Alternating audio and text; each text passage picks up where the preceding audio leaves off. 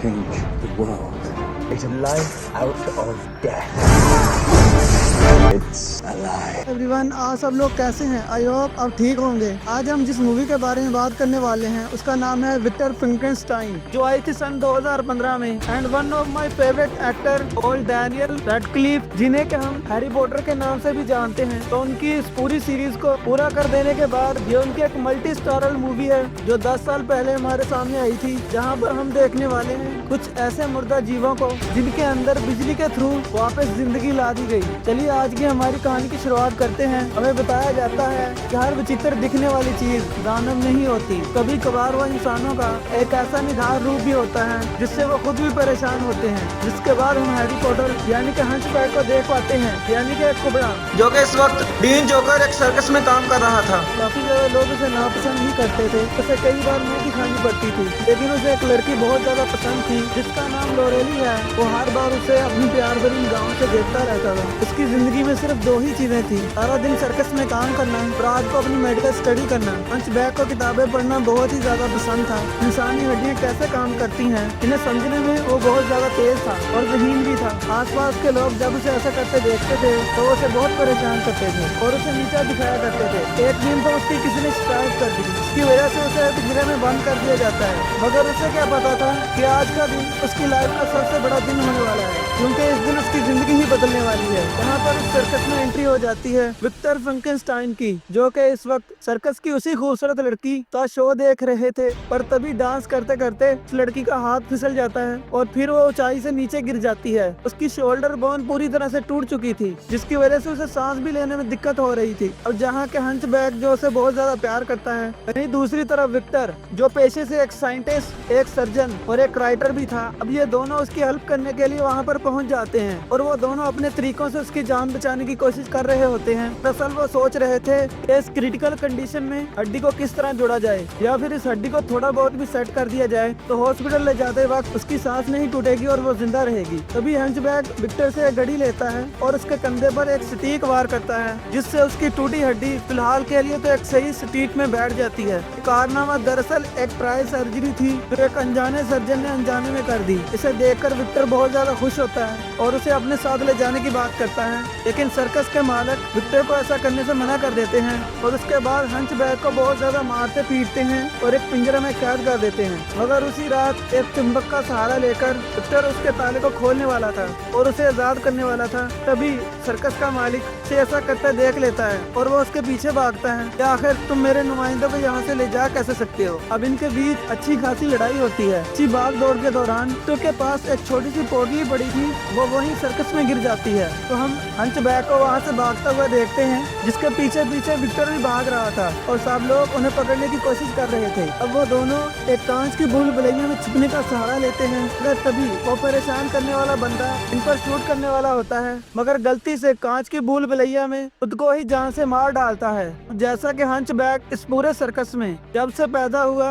यानी कि 18 साल से यहीं पर काम कर रहा था, तो उसे यहाँ के हर छोटे मोटे खुफिया रास्तों के बारे में पता था और इसी की वजह से वो विक्टर को यहाँ से लेकर भागने में कामयाब हो गया। जिसके बाद विक्टर उसे अपनी लैब में लेकर आता है और बताता है कि तुम कुबड़े बचपन से नहीं, ये कोई शराब नहीं है, बस एक छोटा सा फूला हुआ फोड़ा है, इसके अंदर थोड़ा सा पीक भर गई है, मैं उसे अपने इंजेक्शन के थ्रू बाहर खींच लूंगा जिससे तुम बिल्कुल ठीक हो जाओगे। विक्टर उसे पूरी तरह से निकालने के बाद अब बारी थी हड्डियों को सीधा करने की। विक्टर उसे एक जोर का धक्का देता है, जिसकी वजह से पिछले खंबे में जाकर लगता है। कुछ लेदर और स्टील ब्लेड से बनाया गया एक ढांचा वो उस कुबड़े को पहनाता है और इसी के साथ उसे एक नाम भी देता है, तो क्या था उसके बेस्ट फ्रेंड का, यानी कि एक और हैरी पॉटर के 4th पार्ट के अंदर ट्राई विजिट टूर्नामेंट चल रहे थे, एक और करके विक्टर फ्रैंकेनस्टाइन के टीचर हुआ करते थे। तो ये नाम मुझे बहुत ज्यादा अच्छा लगा था, इसलिए अब तक याद रह गया। बल्कि आप भी मेरी तरह हैरी पॉटर की फिल्मों के शौकीन हैं तो प्लीज कमेंट्स में हैरी पॉटर लिखना ना भूलना। आखिर इतने समय के बाद हंचबैक, जिसे एक नया नाम मिला था यानी कि एक और, वो अब शीशे में अपनी शक्ल देखता है। विक्टर ने उससे कहा था कि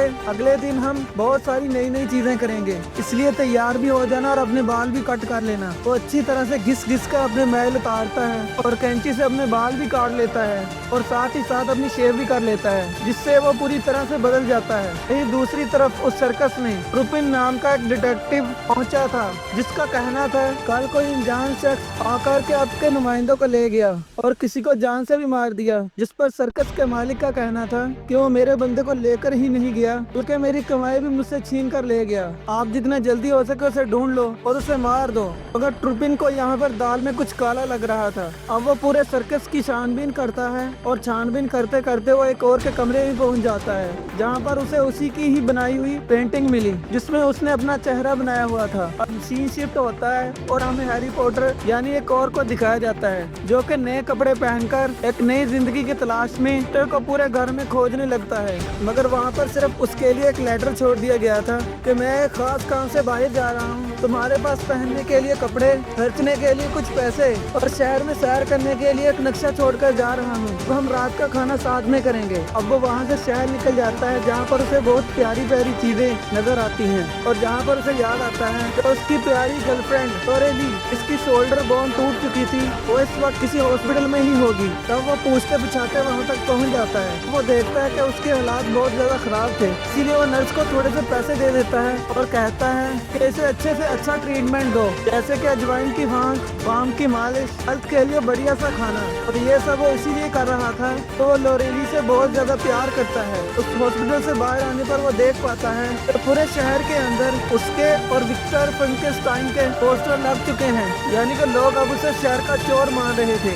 सीन शिफ्ट होता है ट्रुपिन पर। इन सभी बातों पर अपनी नजर गड़ाए बैठा था, क्योंकि सर्कस से गायब होने वाली ये कोई पहली बात नहीं थी। इससे पहले भी कुछ अलग अलग सर्कसों से जानवरों के बॉडी पार्ट्स, जू में से कुछ जानवर भी गायब हैं। और अब ट्रुपिन की चाक की सुई कहीं न कहीं विक्टर पर आ रही थी, मगर वो इस पहेली को सुलझा नहीं पा रहा था कि कुबड़े को छुड़ाने के पीछे रीजन क्या था। वहीं हम दूसरी तरफ विक्टर को देख पाते हैं, तो क्या इस वक्त एक और के पास आ चुका था और वो उसे रोते हुए देखता है और वो उससे पूछता है कि आखिर तुम इतने परेशान क्यों हो रहे हो? क्या तुम्हें उस पुरानी जिंदगी में वापस जाना है, जहाँ पर हर वक्त तुम्हें कोड़े से मारा जाता था और खाने के लिए अच्छा खाना भी नहीं दिया जाता था और सिर्फ तुम्हारी बेइज्जती की जाती थी? जिस पर एक और का कहना था कि पूरे शहर के अंदर मैं चोर के नाम से बदनाम हूँ। लेकिन विक्टर उसे समझाता है चोर के नाम से तो कुबड़ा बदनाम हुआ है, जरा अपने आप को तो देखो, अपनी शक्ल को तो देखो, तुम पूरी तरह से बदल चुके हो एक और अब जाकर एक और को विक्टर पर यकीन हो जाता है और वो विक्टर के साथ काम करने के लिए तैयार हो जाता है। इसके बाद विक्टर उसे अपने कुछ खास एक्सपेरिमेंट दिखाता है,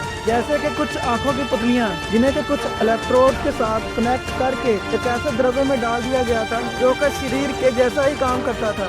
जब इनमें करंट छोड़ा जाता है तो ये आंखों की पुतलियां बिल्कुल वैसा ही काम करती हैं जैसे कि हमारी आंखें एक जिंदा शरीर के अंदर काम करती है। इसे देखकर एक और कहता है कि आपने तो फ्यूजन की एक नई खोज इजाद कर दी है। किसी भी मुर्दा जिस्म या फिर ऑब्जेक्ट के अंदर जान डाली जा सकती है, मगर अभी भी इनमें कुछ तारों की गड़बड़ है, वो मैं आपको सुलझा दूंगा। इस पर विक्टर बहुत ज्यादा खुश हो जाता है और कहता है कि मुझे हमेशा से तुम्हारे जैसे किसी आदमी की जरूरत थी। अब जब मेरे साथ तुम हो तो मैं अपने आगे के एक्सपेरिमेंट में कभी फेल नहीं हो पाऊंगा। एंड देन अपने खास एक्सपेरिमेंट पर काम करना शुरू कर देते हैं, जैसे कि मरे हुए दिल को वापस धड़काना, किसी शरीर में से काटे गए फेफड़ों में से हवाओं का दबाव बना देना और काटी गई कुछ मांसपेशियों के अंदर फिर से चार्जेबल इलेक्ट्रोड छोड़ देना। और ऐसा करते करते कई दिन बीत जाते हैं। मीनवाइल जहां ट्रिपिन विक्टर को पकड़ने के लिए बेताब था, वहीं दूसरी तरफ लोरेली, जिसका ट्रीटमेंट अब कंप्लीट हो चुका था, अब वो उस हॉस्पिटल से बाहर आ जाती है। अब जहां एक तरफ विक्टर एक और को अपने फादर मिस्टर फ्रैंकेनस्टाइन से मिलवाने वाला था, इसीलिए वो उसे तैयार करवाकर एक शहर की बढ़िया पार्टी में ले जाता है। मगर यहाँ पर कुछ लड़कियों को देखकर उसका ऑर्गेनिक दिमाग कुछ और कहने लगता है। वो उनसे पूछता है कि हमेशा जो बेबी होता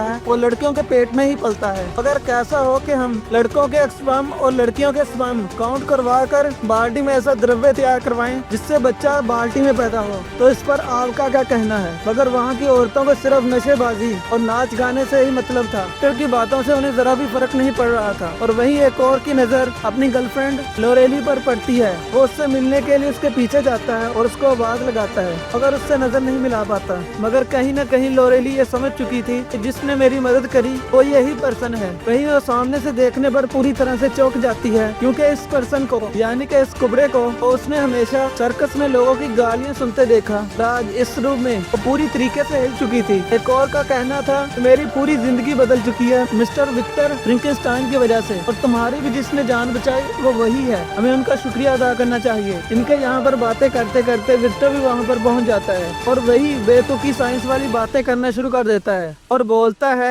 कि अगर हम सही मेजरमेंट्स में सही लोगों के साथ काम कर लें तो फिर डेथ को लाइफ में बदला जा सकता है। और इसी को एक ताश के पत्तों के जादू से करके दिखा देता है। पार्टी के खत्म हो जाने के बाद विक्टर एक और को बताता है तो वैसे तो मैं तुम्हें अपने फादर से मिलवाने के लिए लेकर आया था, जो कि एक बहुत बड़े सर्जन है अपने टाइम के, मगर वो इस वक्त यहाँ पर नहीं है, शहर से बाहर गए हैं। हमने जितना एंजॉयमेंट करना था हमने कर लिया। आज की रात विज्ञान की रात है। आज की रात ऐसा होगा जो सदियों में कभी नहीं हुआ। क्या तुम तैयार हो मेरे उस बड़े से एक्सपेरिमेंट का हिस्सा बनने के लिए? अब एक और भी उसकी मदद करने के लिए तैयार हो जाता है। तो बेसिकली विक्टर फ्रैंकेनस्टाइन ने अपने ही बेसमेंट में बहुत बड़ी बड़ी मशीन रखी हुई थी और इतने वक्त से एक और जिन फेफड़ों, दिल और मांसपेशियों को बना रहा था। तो ये विक्टर के उसी खास एक्सपेरिमेंट के कुछ पार्ट्स थे, इन्हें वो काफी टाइम से बना नहीं पा रहा था। तो जब अब वो सारे पार्ट्स जुड़ चुके थे तब इलेक्ट्रिसिटी के थ्रू उस बंदर में जान भी आ चुकी थी। अब वो इस इन्वेंशन को पब्लिकली दिखाकर और ज्यादा पैसा कमाने के लिए तैयार थे। नेक्स्ट डे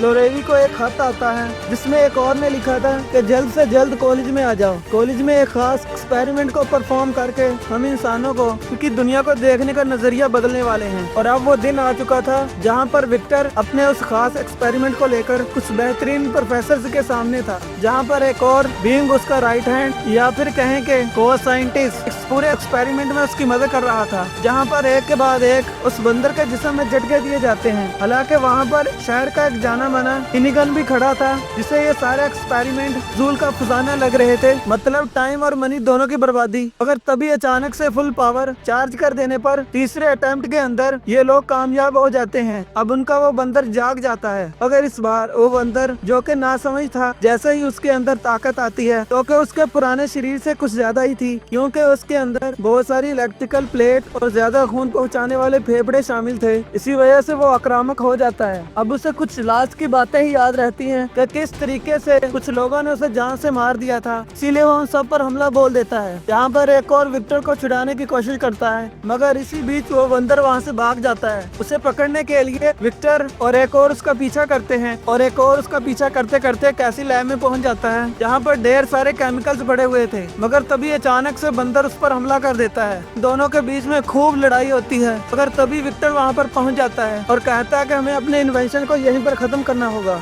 और पास पड़े एक सिलेंडर से बंदर का सर फोड़ देता है। हालांकि उनकी ये बड़ी खोज यहाँ पर खत्म तो हो चुकी थी, मगर एक प्लस पॉइंट उन्हें मिल चुका था, यानी कि फिनिगन, जो कि पहले उनके एक्सपेरिमेंट को फालतू समझता था, अब उसकी भी इन बातों में दिलचस्पी बढ़ चुकी थी। वो विक्टर को फंड देने के लिए तैयार हो जाता है, मगर कहता है कि मुझे एक और नमूना देखना है। जैसा ही तुम्हारा एक्सपेरिमेंट तैयार हो जाए मुझे बता देना, मैं तुम्हारे लैब का पूरा नक्शा बदल दूंगा। जितने तुम्हें पैसा चाहिए उससे ज्यादा ला कर दूंगा, क्योंकि मैं शहर के सबसे अमीर बाप का बेटा जो हूँ। अब जहाँ एक तरफ विक्टर और एक और अपने नेक्स्ट एक्सपेरिमेंट को दिल से परफॉर्म करने के लिए पूरी शिद्दत में लग जाते हैं, यही दूसरी तरफ ट्रूपिन भी अपनी डिटेक्टिव गिरी करता हुआ वहाँ पर पहुँच जाता है, यानी कि विक्टर के घर, और कहता है कि तुम समझते हो कि मैं तुम्हें कभी पकड़ नहीं पाऊंगा, और सर्कस से बेचारे मासूम जानवर मारे गए हैं और उनके हाथ पैर काट दिए गए हैं और कुछ तो मिल भी नहीं रहे हैं। मैं जानता हूँ कि उनके पीछे तुम्हारा हाथ है। जिस पर विक्टर का कहना था कि आप इस वक्त इस पूरे शहर के सबसे अक्लमंद इंसान के घर में खड़े होकर उसी से ऊंची आवाज में बात कर रहे हैं, और मुझ पर इल्जाम लगाने से पहले आपके पास कुछ सबूत है तो लाकर दिखाइए। जिस पर ट्रूपिन का कहना था कि सबूत के लिए तो मुझे तुम्हारे घर की तलाशी लेनी पड़ेगी और हर एक कोने की छानबीन करनी पड़ेगी। जिस पर विक्टर का कहना था कि ऐसा करने के लिए आपको वारंट की जरूरत पड़ेगी। मेरे दोस्त पहले जाइए और वो लेकर के आइए और उसके बाद में मुझसे बातचीत करिएगा। चलिए निकलिए यहाँ से। अब ये बेइज्जती ट्रूपिन को बर्दाश्त नहीं होती। अब वो विक्टर को ये धमकी देकर जाता है कि वो दोबारा लौट कर जरूर आएगा। वही दूसरी तरफ तरफ विक्टर से मिलने उसके फादर घर पर आते हैं, जो देखते हैं कि विक्टर पूरी तरह से पागल हो चुका है अपने एक्सपेरिमेंट के लिए। उसके फादर भी पेशे से एक सर्जन थे, मगर वो इस बात को जानते थे कि किसी मरे हुए को जिंदा कर देने से उसके अंदर रूहानी यानी कि आत्मा की पावर तो नहीं आ पाएगी, यानी कि जो भी चीज बनेगी वो तो इमोशनलेस ही रहेगी। और फिर ऐसी चीज पर काम करने का मतलब ही क्या, वो हमारे इंस्ट्रक्शन फॉलो न कर पाए। मगर विक्टर उन्हें समझाने की काफी कोशिश करता है कि मैं अपने एक्सपेरिमेंट के फुलफिल होने के बहुत करीब हूँ, मेरी बात को समझे, मुझे बस थोड़ा सा टाइम और इन्वेस्टमेंट की जरूरत है। अगर आप मेरे साथ हो जाएंगे तो मैं दुनिया जीत लूंगा। मगर उसका बाप उसे खींच कर चाटा मार के वहाँ से चला जाता है। इस रात विक्टर बहुत ज्यादा परेशान हो जाता है, क्योंकि एक तो उसके फादर ने उसका साथ नहीं दिया,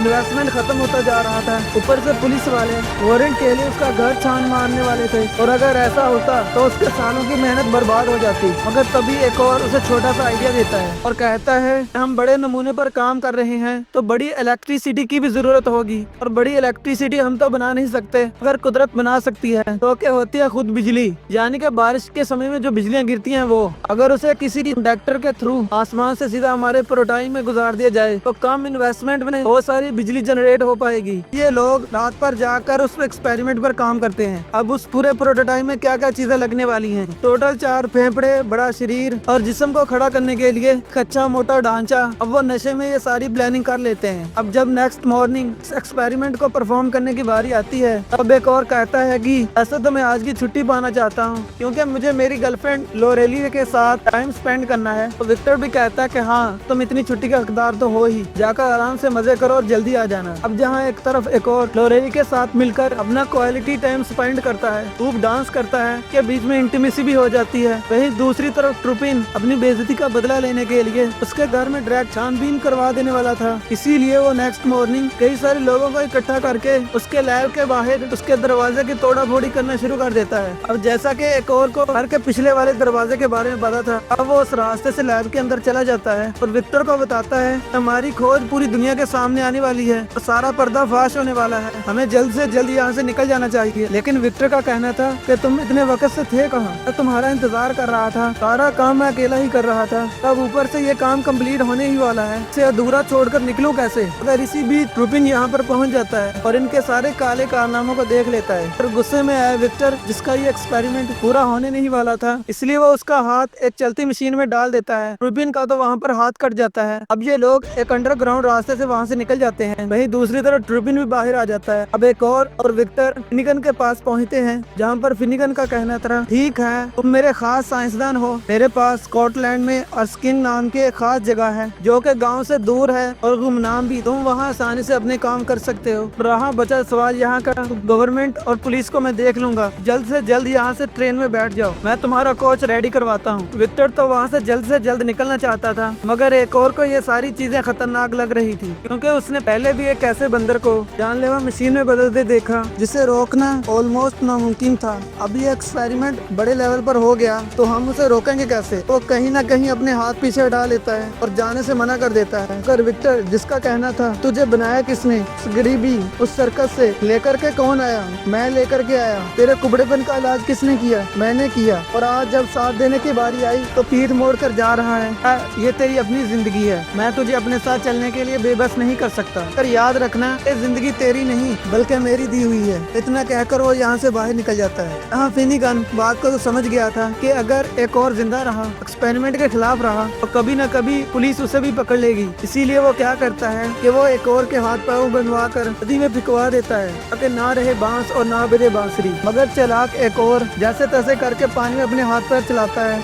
रस्सी खोलकर वहाँ से बाहर निकल आता है। दूसरी तरफ हम ट्रुपिन को देख पाते हैं, पुलिस का बड़ा अफसर उसे अपने पास बुलाता है और कहते हैं कि बिना वारंट के किसी भी साइंसदान के घर में घुसकर छानबीन करना तुम्हें किस कानून के तहत ये मिली ताकत। इस पर ट्रुपिन का कहना था सर मैंने उसके घर में वो सारे एक्सपेरिमेंट देखे थे, वहाँ पर जीवों के हाथ पैर काट कर एक अजीब ही चीज बनाई जा रही थी, मृत चीजों में जान डाली जा रही थी। पुलिस का जो बड़ा ऑफिसर होता है वो कहता है कि तुम्हारा तो दिमाग फिर गया है, मैं तुझे जॉब से भी निकाल रहा हूँ और आज से ये केस तुम्हारा जूनियर देखेगा। दूसरी तरफ हम एक और को देख पाते हैं जो कि पानी से निकलकर सीधा लोरेली के पास पहुंचा था। उससे कहता है तो विक्टर ने मुझे ये सब कुछ दिया, अगर मैंने ही उसका साथ नहीं दिया, क्या मैंने उसका साथ छोड़कर सही किया लोरेली। इस पर वो कहती है कि ये सब तुम पर डिपेंड करता है। एक और तो बेसिकली अपने हैरी पॉटर के पास विक्टर फ्रैंकेनस्टाइन की एक घड़ी छूट गई थी। इस घड़ी का पिछला राज ये था कि बचपन में जब जब वो अपने छोटे बहन भाइयों के साथ खेलने के लिए निकला था तो सामने से बर्फ का एक तूफान आ गया और रात भर उस ठंड के अंदर उस बर्फीले पहाड़ के नीचे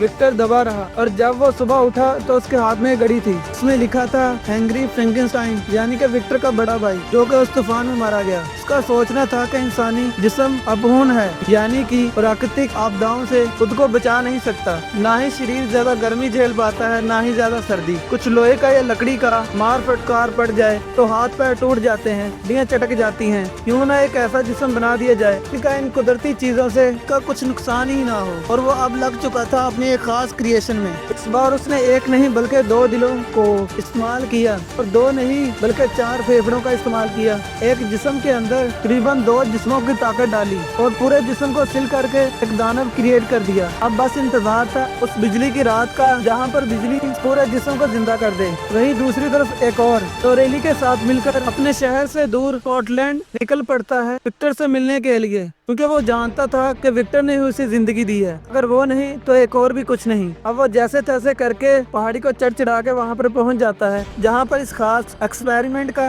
परफॉर्म होना बाकी था। वो जा करके सबसे पहले विक्टर से मिलता है। विक्टर हालांकि उसे देखकर बहुत खुश हो जाता है और उसे अपने साथ मिलकर इस एक्सपेरिमेंट को ज्यादा बड़ा बनाने की कोशिश करता है। अगर एक और का कहना था कि मैं समझ गया हूँ कि इन सभी चीजों को करने के पीछे तुम्हारा रीजन क्या है। तुम चाहते थे कि तुम्हारा भाई बच जाए, तुम तुम्हारे भाई के लिए ये सारे एक्सपेरिमेंट कर रहे हो। पर याद रखो विक्टर, हम ये सारे एक्सपेरिमेंट बिना रूह बिना आत्मा के कर रहे हैं। इंसानी जिस्म पर अभी भी उनका असर न होगा तो कोई बात सोच समझ के हमारे इंस्ट्रक्शन फॉलो नहीं कर पाएंगे। अगर विक्टर को तो सिर्फ अपने एक्सपेरिमेंट से मतलब था, क्योंकि उस पर फिनिगन का ढेर सारा पैसा लगा था और अब तो आसमान में बारिश होने भी शुरू हो गई थी। ढेर सारी बिजलियां कड़कती हैं और यहाँ से विक्टर ने सभी लोगों को उन पूरी की पूरी बिजलियों को इकट्ठा करने के बारे में इंस्ट्रक्शन देता है। वहाँ पर सारे साइंटिस्ट मशीनों में पावरफुल कर देते हैं कि आसमान से निकली बिजली को पूरी तरह से कैप्चर किया जाए। और अब तो जोरों शोरों से बिजलियां गिरना शुरू हो जाती हैं, तो इस खास एक्सपेरिमेंट के अंदर ताकतें आना शुरू हो जाती हैं। पर उसी बीच उन एक्सपेरिमेंट को रोकने के लिए ट्रिपिन वहाँ पर पहुँच जाता है, उन सभी पर गोलियां चलाने शुरू कर देता है। इसी बीच जो लिमिटर था, जो बिजली की ताकत को लिमिट करने वाला था, उसमें भी गोली लग जाती है, जिससे उस एक्सपेरिमेंट को 1-2 ज्यादा झटके लग जाते हैं। तभी हम देख पाते हैं कि वो दानव अपने लोहे की जंजीरों को खोल खाल के भाग जाता है। अब उसके सामने जो भी आता है उसे मारने लगता है। विक्टर उसे समझाने की बहुत कोशिश करता है, तुम मेरे भाई हो, तुम ऐसा नहीं कर सकते, तुम्हें मैंने बनाया है, मैं तुम्हारा आविष्कारक हूँ। अगर ये दानव किसी की सुनने के लिए तैयार ही नहीं था। जितने भी वहाँ पर लोग थे वो सबको जान से मार रहा था। इनफैक्ट अब तो अपने हैरी पॉटर यानी कि एक और की बारी भी आ चुकी थी, वो भी उससे मार खाता है। लेकिन फिर भी ये दोनों एक साथ मिलकर उसका सामना करने रोकते नहीं। पर कई बार बिजली का झटके देते हैं, उसे कई बार लोहे के सरिया आर पार कर देते हैं। अगर तभी उन्हें याद आता है कि अगर दिल के बीच में मार दिया जाए तो दिल धड़कना ही बंद कर देगा, तब खून भी पंप नहीं होगा और जिससे ये दानव मारा जाएगा। हालांकि एक और ऐसा ही करता है, मगर तभी विक्टर को ये याद आता है इसमें तो एक नहीं बल्कि 2 दिल लगे हैं। दूसरे दिल में वो सरिया घुसेड़ने के लिए पहुंच जाता है। काफी मार कुटाई के बाद फाइनली कामयाब हो ही जाता है।